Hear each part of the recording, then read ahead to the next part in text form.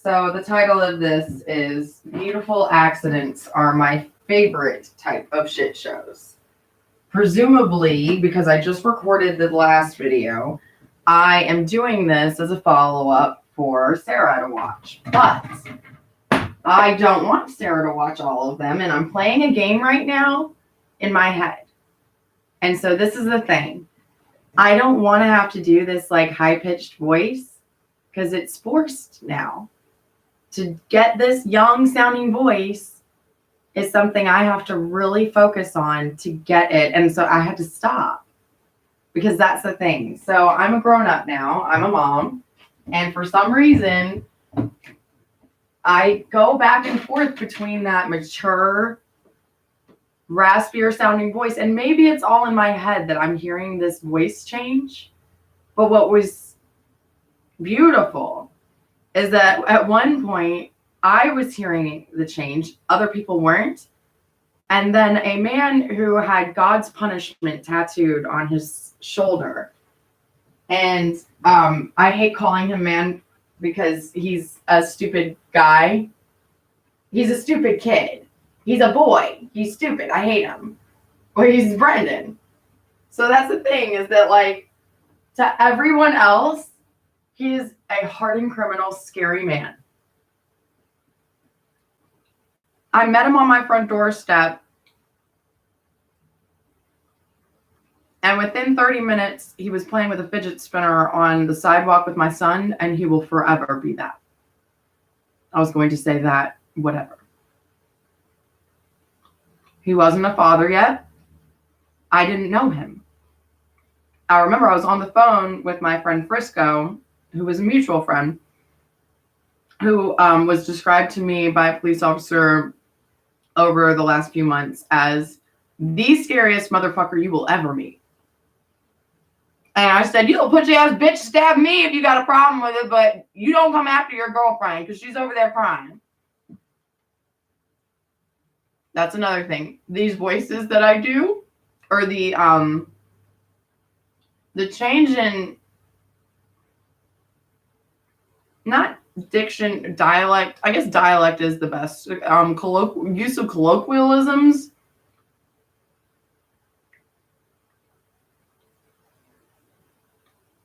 By the way, this is for Liana. So I don't know if you knew that I was a dance major and an English literature major, but I went to a British boarding school, but it was an American school that used British-based techniques to teach the students. It was a boarding school, so we had a ton of foreign exchange students. So I was one of 4 Americans in my graduating class, which makes it sound like I went abroad and did a boarding school. I was at home. I've never actually looked at it this way. It's kind of funny. I was at home. Oh, let me show you.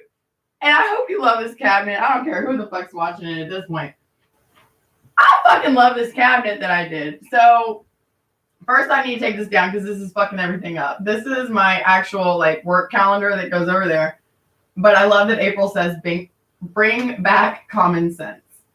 Yeah, no shit.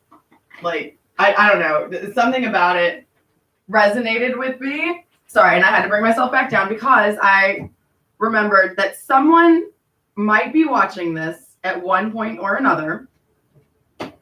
And I want him, and that's when this gets gravid again. I want you to know me. I want you to learn me. But I have to forget you. Because when I think of you, I am this. And that's not right. That's not me. And then it makes sense, every fucking thing that I'm saying. And I just said that word to you. I'm going to eat that whole one.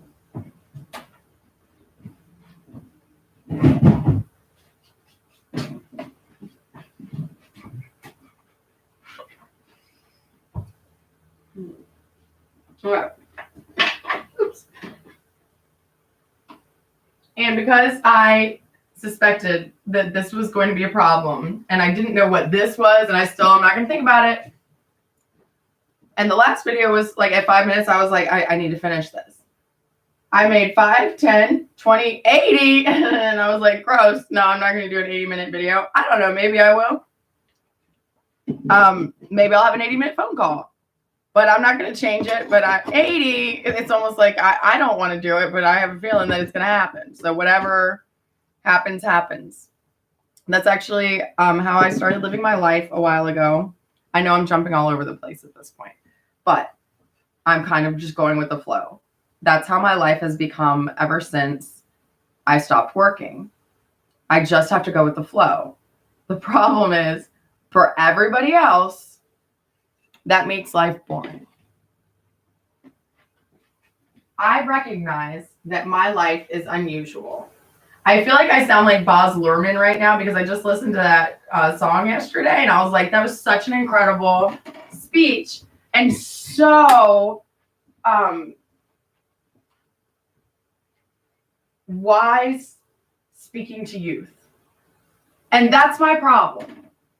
And I did the accent thing again. And see, I can do all kinds of accents. Oh, and when I did that to Dad the other day, or I was talking about, oh, really? Oh, yeah? You want to show me your penis?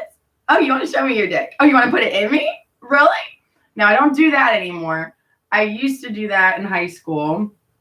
If I was trying to really, really freak a guy out, I learned that was not the best way. I did not need to be a passive-aggressive bitch like that. I still am sometimes on accident. Not on accident with passive-aggressiveness. The accidents come, and I sound like me right now, which is weird because I don't like sounding like me when I'm not around my kids. But I actually really am enjoying the fact that I'm sounding like this. My kids aren't here. And this was Olivia's homeschool room. And Daddy found out that Mommy had plans to homeschool Olivia. And Mommy is not allowed to see Olivia or Landon at all or speak to them. And when I text him, I have a panic in me about going back to jail. And see, and I just got irritated because when I said jail and I was trying to save it, I know that sounded forced and it sounded fake because I was trying not to talk about it. Because there are certain parts of my life that this is not for. Like this, you don't need to know. Fuck you. I don't care. I don't, you shouldn't care. I don't care to tell you. But it doesn't mean that when I stop myself from being vulnerable to you, that I'm being insincere. It means you can go fuck yourself. And I'm fine with who I am. So, when I say it that way, please understand that I actually said it beautifully today this morning, so I'm going to try to quote myself. And that's that when I do a push-up and I come back up and realize that I've done it and I try to go for another one and I can't, that's my one and not enough. But if I do that one every day and I do it in perfect form and I do it and I do it and I do it and I like how I'm like, I mean, I have been actually, which is funny. Or I've been doing yoga. And this is where I do my yoga now. Since I can't teach my daughter. So when you're doing a push-up one a day, that's not anything. You keep doing that one, your growth's you're gonna plateau and you're gonna stop at that one. But if you keep pushing and you keep pushing, and you're gonna be sore and you're gonna hurt and it's gonna suck. At certain points, you're not gonna want to do it. You're gonna want to give up. You're gonna be sick one day and wonder if I should, and then you're gonna do it and you're gonna be like, oh shit, I shouldn't have done that. And then you're gonna be out for 5 days and you're like, damn, this fucking sucks. And I've been through that with the P90X cycle, and I'm not trying to sell that or anything, but that program was incredible. And I used it while I was in jail, and I was in jail for 35 days in solitary. And I just saw the 10-minute mark hit. So 35 days, 29 of it was in solitary. And I was, I remember I was just speaking with one of the trustees, and he said, I've never seen the guards just like, and he didn't say guards, he said CO. He said, I've never seen a CO just like let somebody out and let them wander around like they did with you that first time that we met you. And so that's, I guess, a metaphor for my life. Because as you get to know me, our time gets shorter and shorter together. I start sleeping more and more because I've become comfortable with you. And even if you want more, I'm not going to give it to you. What was that? A reminder that I needed to stop this video. Okay, so the next one, I guess, will be 20. And I'm going to figure out what channel it's going to be on, but it's not going to be on this one. So sorry if you wanted the ending.